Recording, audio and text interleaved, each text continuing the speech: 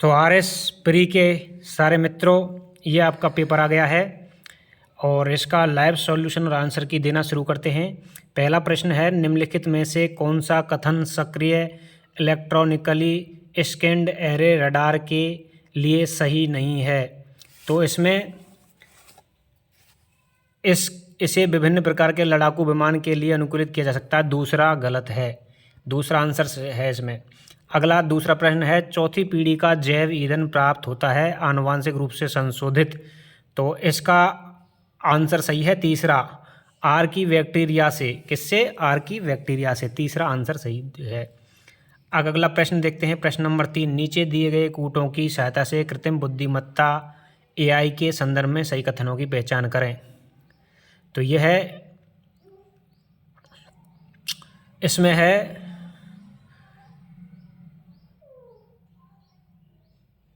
B, पर्यवेक्षित अधिगम में विहित निवेशी डाटा के बिना कंप्यूटर सिस्टम को प्रशिक्षित किया जाता है। इसमें बी सही है,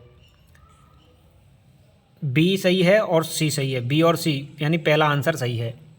अगला चौथा प्रश्न है, निम्नलिखित में से उस लेयर की पहचान करें जो आईओटी डिवाइसों में वायरलेस कनेक्शन के लिए उपयोग की जाती है। तो आईओटी डिवाइसों में वायरलेस कनेक्शन के लिए परसेप्शन लेयर का प्रयोग किया जाता है। तो चौथे में चौथा सही है।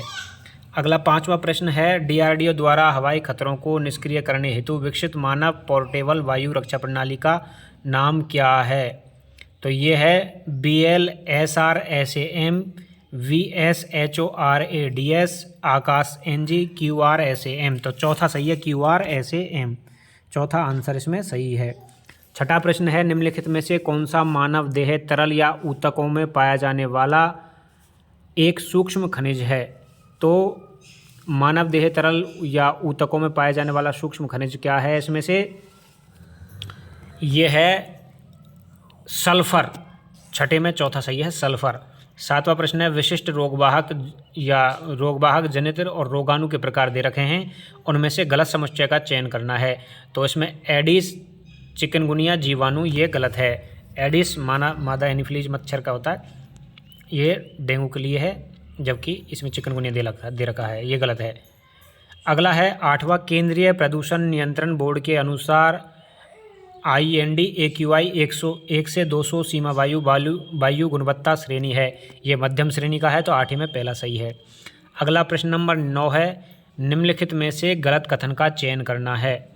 तो गलत कथन का चयन करना है, इसमें है दूसरा आंसर सही है, अल नीनो एवं ला नीना मौसम के प्रतिरूप हैं। ये क्या हैं? मौसम के प्रतिरूप हैं। तो 9 में दूसरा सही है। 10वां प्रश्न है, ICARCIRCOT मुंबई द्वारा विकसित भारत का पहला नैनो सेलुलोज संयंत्र संबंधित है। तो ये मुंबई में चावल से संबंधित है। 10 में दूसरा आंसर है, चावल से संबंधित है। अगला प्रश्न नंबर 11 है, क्वाशियोरकोर जो कुपोषण का एक प्रकार है, निम्न में किसकी कमी से होता है?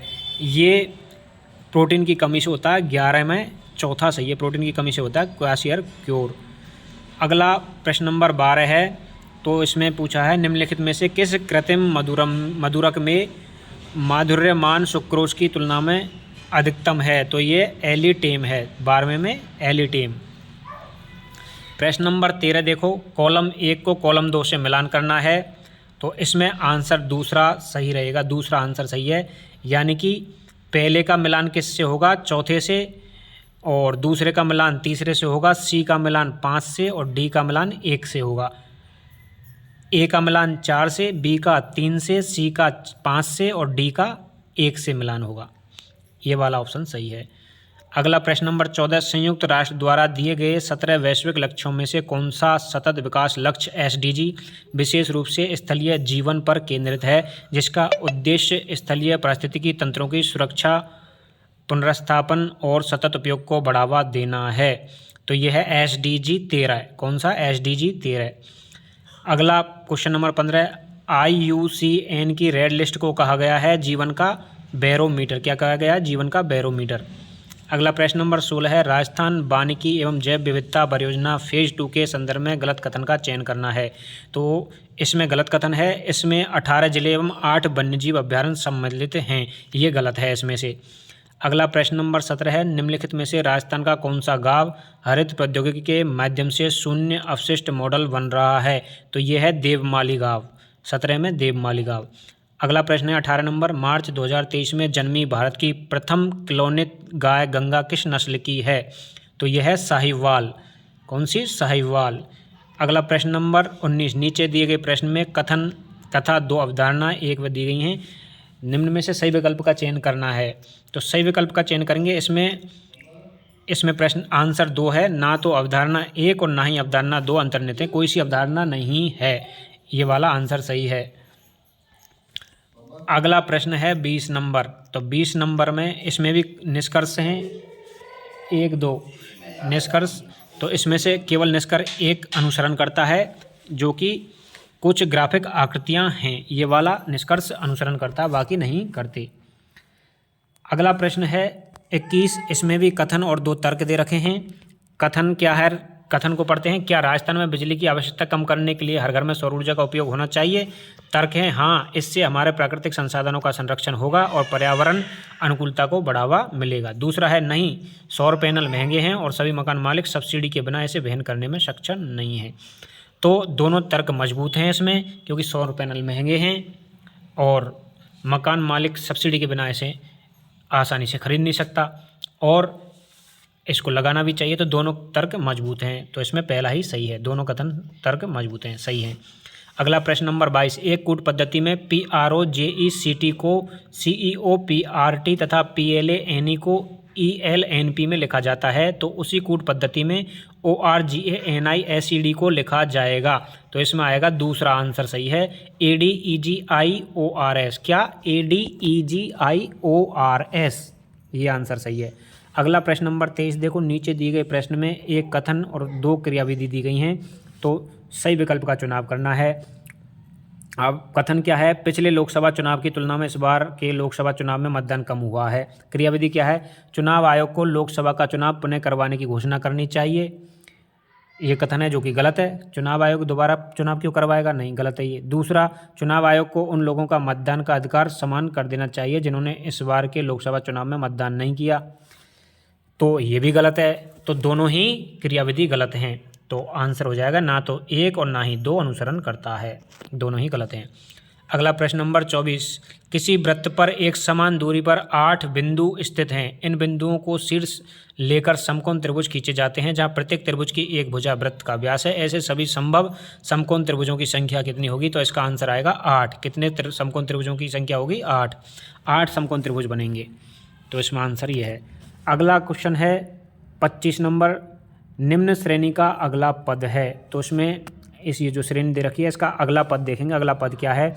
श्रेणी दे रखी है 2, 12, 36, 80, 150, तो अगला पद क्या आएगा? तो इसमें अगला पद देखो, 2 छिक्की 12, 12, 12 ती 36, 36 दूना 72 और उसमें कितने जोड़ दिए हैं? 8। तो 2 चक्कू 8, 8 में 4 12, 12 दूना 24 और उसमें जोड़ दिए कितने? 12, तो 4 तिया 12, 12 ती 36, तो इसमें आ जाएगा आपका 252। इसमें 252 या 258 आएगा, अभी कैलकुलेट करके बताएंगे, तब तक के लिए स्किप करते हैं। अगला 26वां है, एक दर्पण में अंग्रेजी वर्णमाला जो कि बड़े अक्षरों में दी हुई है के व्यंजनों के प्रतिबिंबों का अवलोकन किया जाता है। इनमें से उन प्रतिबिंबों की संख्या कितनी है जो अपनी मूल आकृति के समान दिखाई नहीं देते? तो इसमें आंसर आएगा 16। 16 आंसर है। अगला प्रश्न नंबर 27, एक परिवार में 6 सदस्य A B C D E और F हैं। B का विवाह C से हुआ है, F का विवाह F E की माता है और D F की पुत्री है। A की पुत्री E है और C का पुत्र A है। परिवार में 2 विवाहित जोड़े हैं, निम्न में से कौन सा सही है? तो इसमें आंसर होगा दूसरा, E C की पौत्री है। E जो क्या है वो C की क्या है? पौत्री, नातनी, तो ये आंसर सही है। अगला प्रश्न नंबर 28, बिंदु A से श्रीमान X दक्षिण की ओर चलना प्रारंभ करता है। बिंदु A से कौन है? श्रीमान X है, वो दक्षिण की ओर चलना प्रारंभ करता है। 20 मीटर चलने के बाद वह बिंदु B पर पहुंचता है। अब वह बाईं ओर मुड़कर 20 मीटर चलने के बाद बिंदु सी पर पहुंचता है। अब वह 45 डिग्री वामावर्त दिशा में मुड़कर 20√3 मीटर चलकर बिंदु डी पर पहुंचता है। तो बिंदु ए से बिंदु डी की न्यूनतम दूरी क्या है? इसका आंसर आएगा 40√3 मीटर। ये कक्षा 9 में मैथ का प्रश्न है, जो का त्यों दे दिया है। अगला प्रश्न नंबर 29, निम्न वेन रेखाचित्र के बाद 4 विकल्प दिए गए हैं, उस विकल्प का चयन कीजिए जो इस वेन रेखाचित्र के द्वारा सही निरूपित होता है। तो इसमें तीसरा है शिक्षक, माँ और चिकित्सक, ये इसमें आंसर सही है। अगला प्रश्न आता है प्रश्न नंबर 30, रुपये 8,000 की राशि का एक निश्चित प्रतिशत वार्षिक दर से 3 वर्षों का साधारण ब्याज रुपये 3600 है। यदि समान ब्याज दर पर उसी राशि पर 8 माही चक्रवृद्धि ब्याज लगाया जाता है तो 2 वर्षों के बाद कुल चक्रवृद्धि ब्याज होगा। तो चक्रवृद्धि ब्याज हो जाएगा 2248। कितना हो जाएगा? 2248। अगला प्रश्न है 31, एक त्रिभुज की भुजाएं 5, 12 और 13 इकाई हैं। एक आयत बनाया गया है जिसका क्षेत्रफल त्रिभुज के क्षेत्रफल के बराबर है। यानी कि आयत और त्रिभुज का क्षेत्रफल बराबर है, इसकी चौड़ाई 10 इकाई है, तो आयत का परिमाप क्या होगा?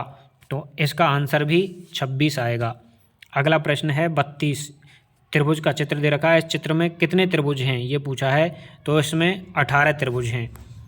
अगला प्रश्न है 33, एक गृहिणी के पास 1000 मिलीलीटर का मिश्रण है जिसमें दूध और पानी का अनुपात 3 का अनुपात है, यानी 3:1 है। वो इसमें दूध और पानी के 3:2 अनुपात वाले 250 मिलीलीटर मिश्रण को मिलाती है, तब वो इस संयुक्त मिश्रण में से 250 मिलीलीटर का उपयोग दही बनाने के लिए करती है। शेष बचे हुए मिश्रण में कितना शुद्ध दूध बचेगा? तो 720 ml दूध बचेगा इसमें। अगला प्रश्न नंबर 34 गला बैठ गया दोस्तों। चावल के मूल्य में 21% की कमी होने से एक व्यक्ति 1000 रुपये में 10.5 किलोग्राम अधिक चावल खरीद सकता है। कम होने के बाद चावल का प्रति किलोग्राम मूल्य क्या है? तो 20 रुपये आएगा इसमें आंसर, 20 रुपये किलोग्राम। प्रश्न नंबर 35, 2 पासों को एक साथ फेंकने पर प्राप्त होने वाली संख्याओं का योग एक अभाज्य संख्या होने की प्रायिकता है। तो अभाज्य संख्या कितनी होती हैं? अभाज्य संख्याएँ 2 पासे हैं, एक साथ फेंकेंगे।